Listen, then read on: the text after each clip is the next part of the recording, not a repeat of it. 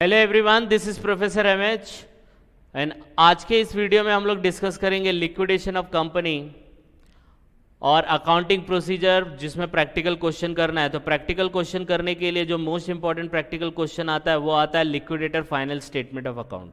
तो practical question start करने से पहले हमें यह देखना जरूरी है कि लिक्विडेटर फाइनल स्टेटमेंट कैसे बनता है।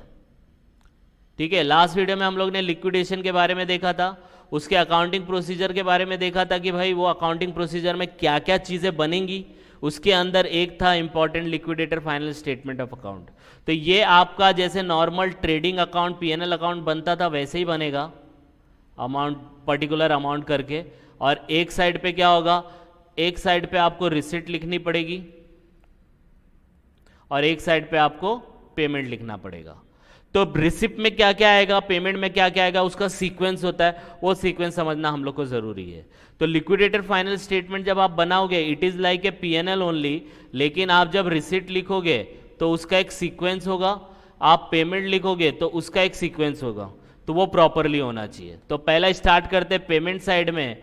तो इसके अंदर आपको जो पेमेंट है order of receipt, receipt start करते हैं। ऑर्डर ऑफ रिसिप्ट में पहला जो होगा वो होगा amount realise from pledge assets.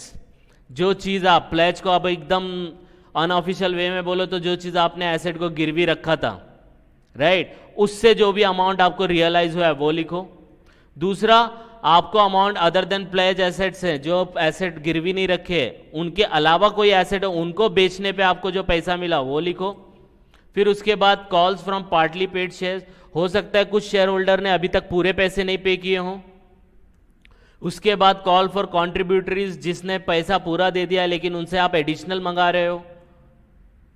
फिर receipt as per trading account, आपने कोई ट्रेडिंग किया, उससे जो भी आपको इनकम हुआ उसमें से जो भी उसका पेमेंट करना था वो सब नेट इफेक्ट आपको लिखना है। तो रिसिप्ट साइड में आपको ये चीज़ें लिखनी है। तो अब इसका लॉजिक क्या है, ये लॉजिक समझते हैं। तो देखो, आप क्या कर रहे हो, कंपनी का लिक्विडेट कर रहे हो, कंपनी है बराबर है, कंपनी को क्या कर रहे हो आप, लिक्विडेट कर रहे हो, मतलब वाइंड अप कर रहे हो। तो आप वाइंड अप कंपनी को तब तक नहीं कर सकते जब तक बाहर वाले का पैसा नहीं दिया जाता। तो बाहर वाले कौन, जिससे आपने लोन लिया है। इसीलिए बोला गया है कि पहला आप रियलाइज करो कि कौन से ऐसे एसेट है जो गिरवी रखें, उससे पहले डील करो। फिर उसके अलावा जो एसेट रहेंगे उनको बेचो।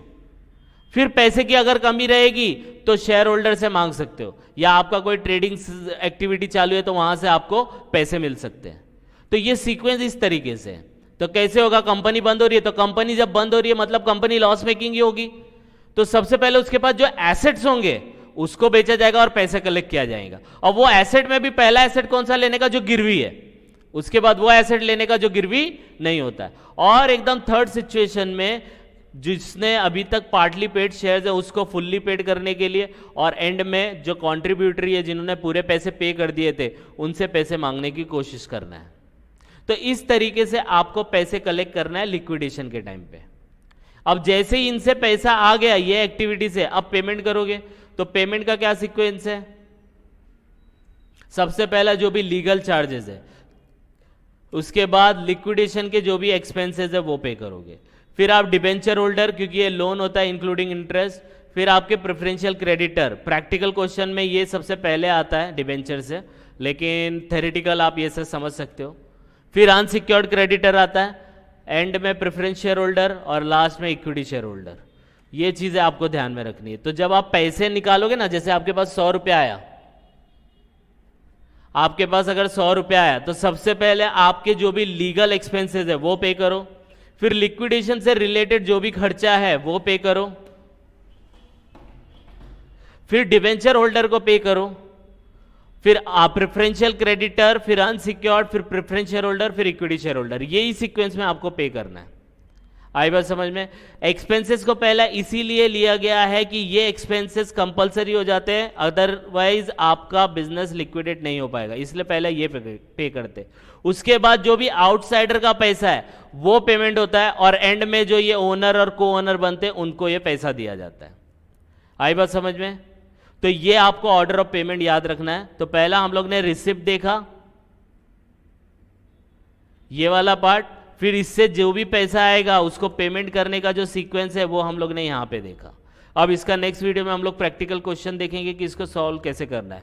आप इसको गो थ्रू करो एक दो बार, कुछ डाउट आएगा तो please comment, and please like and subscribe for more videos. Thank you.